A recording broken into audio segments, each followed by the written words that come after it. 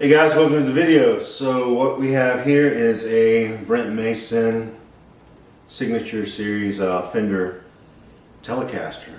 Long time coming. I didn't know that obviously the day when this would come out. You know, he's had, I think the first guitar was the Valley Arts, right? They put that one out, that beat bender, and I think PRS did one. But this is the one that I think, you know, a lot of us Brent Mason fans are probably glad to see in production because it's by Fender, and it's a remarkable guitar. I have to be quite honest with you. I'm not just saying that. I've had a lot of fun playing on this thing. I'm really grateful that I bought it. I see something on the neck here. Let me see if that's just a smudge or what it is. Can you see right there that dark line?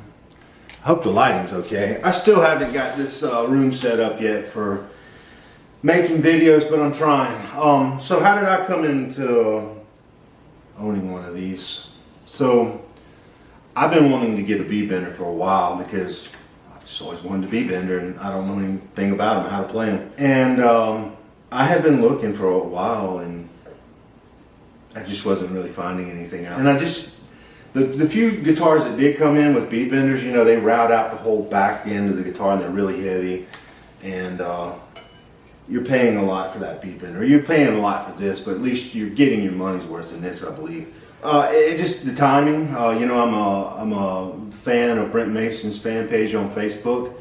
The day he introduced or came out and announced that, or could publicly announce that this was available, I went to the Fender website. I saw that they were advertising them. I came this close from ordering from Fender, and then I saw the price tag, and I thought, well, maybe I'll order, might have to use a credit card. So I realized I have a Musician's Friend platinum card, so I went over to the Musician's Friend website, saw that they were already advertising it, and I could get that 48-month financing without interest. So I went ahead and called Musician's Friends and worked with one of the kind people there.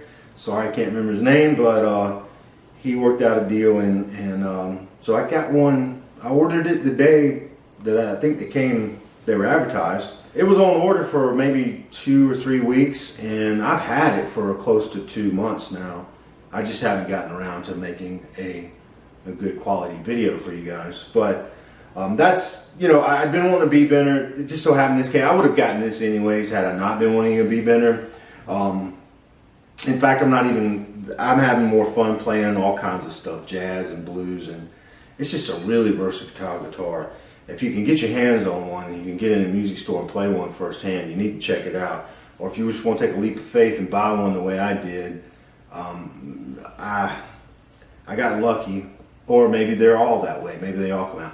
The reason I say I got lucky is because I feel like it's kind of simple, but it's not simple. It's simple in the sense that you got a guitar, you plug it straight into a deluxe reverb, maybe go through some compression and your favorite distortion pedal, and you've got an array of sounds that really sound great as well.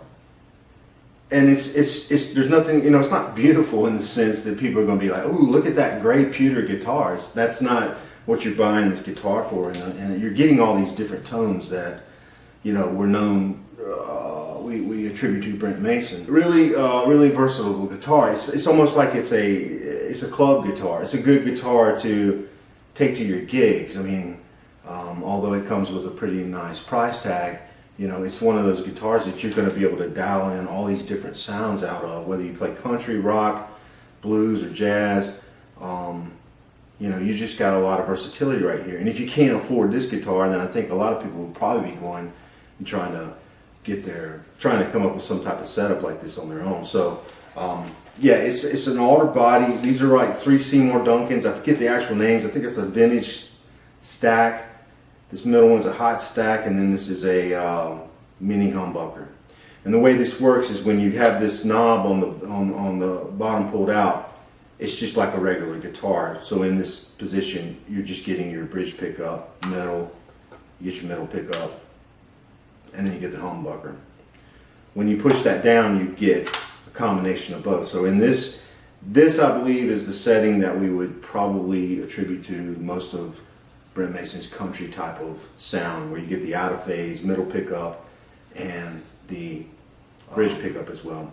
Now maybe more to that, and I'll explain in a minute, but for me, as far as when I'm playing, that's what sounds the closest to like the stuff we hear on the various recordings.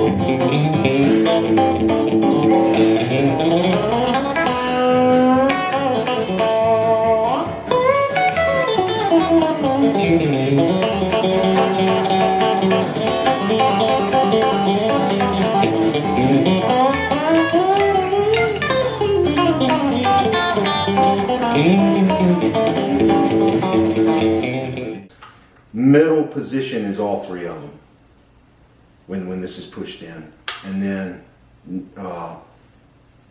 bridge neck position is these 2, the humbucker and the middle one.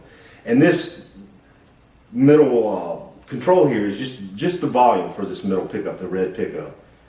The top control here is just like the normal volume control on a Tele. So you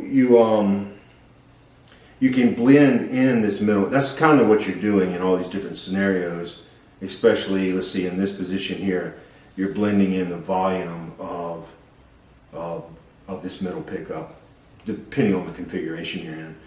It takes a minute to wrap your head around it, but because of that, you're getting so many different tones that you can sit here and play for hours, and play all kinds of different stuff.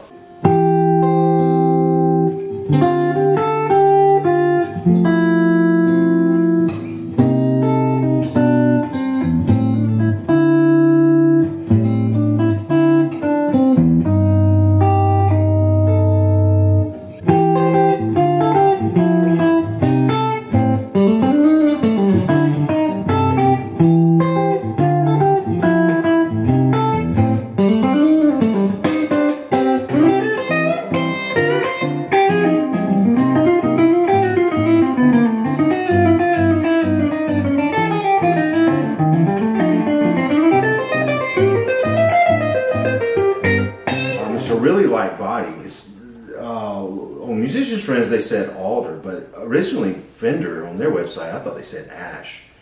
Regardless, it's a light guitar. As far as a Telecaster, especially a Telecaster with a B bender in it, I put this on a scale and it says somewhere, I want to say in between 6 to 7 pounds. My GNL that you guys might see me playing in other videos, that thing's like 11, 12 pounds. It's heavy. It's a heavy guitar. So the old analogy is the lighter the guitar, you know, the better, the more honky-tonk of that sound you kind of get. Plus it's lighter on you when you're standing up playing gigs. It's got a beautiful neck on it though. I mean, it's got a little bit of figure in it. I don't know if you can see that. Maple neck. It's got it's got dispersal locking tuners. Glazer, is it Glaser or Glazer? I don't know how you say that. It's a B bender, but you can configure it, I think, to be a G bender as well. So it wraps. There's something routed through here. Comes around. I'm not sure exactly how it works, but you got your B string here that winds through here, and you can set this up, I think, to work as a B bender as well. It's just really tone-wise, as far as being able to get that kind of Brent Mason sound, this is probably the closest I've been able to do it, especially through just the amp. All I'm going through is I've got the Wampler, the hot-wired Brent Mason distortion pedal, and I've got the MXR compressor pedal. And that's all I'm going through this. This is a Silverface reissue deluxe reverb amp. So I think that's supposed to be the 68 reissue, and then the blackface would be your 65 reissue. Very simple setup, and you just get all these classic sounds out of it. And I wish the microphone would pick that up. I just don't have the equipment at the moment. Anyways, very tight. The action is very tight. It came in and just played like butter. And if you've ever held like a vintage Telecaster, maybe some of the custom shop stuff, and you ever feel the action on it, you notice it's a lot. The best word I can think of is it's a tighter action. It's not that it's faster, but it's tighter in the sense that you don't have a lot of playability in your strings, and therefore you have less noise when you're moving around. And a lot of times that is in conjunction with the action of the strings, but I just noticed that right off, and I was like, wow, this is really a really tight guitar, really well put together. I can't really say anything bad about it other than Fender doesn't send you a strap, but I didn't have one. I didn't have one at this house that I'm in at the moment. So I had to go steal the Gibson strap that came with the Gibson SG that I bought not too long ago, and put on here. I thought, they could probably throw in the strap. But that's just me. The B-bender, because I'm a little overweight and I'm a big guy, if I'm not careful, the way this thing hangs, I'm playing around, I'm really getting into it, I'll start bending on that string. And so this, I probably have worked loose a little bit or need to tighten up so that it doesn't bend on me when I'm just goofing off. Other than that, I can't really complain. I've had a good time with it, and it's been, so far it's been worth this money. So let me quit talking, and I'll play some stuff for you guys. And if you're interested, want to ask some questions or stuff, you'll see me playing this in more videos, I'm sure. But if I can answer any questions about them, shoot it my way.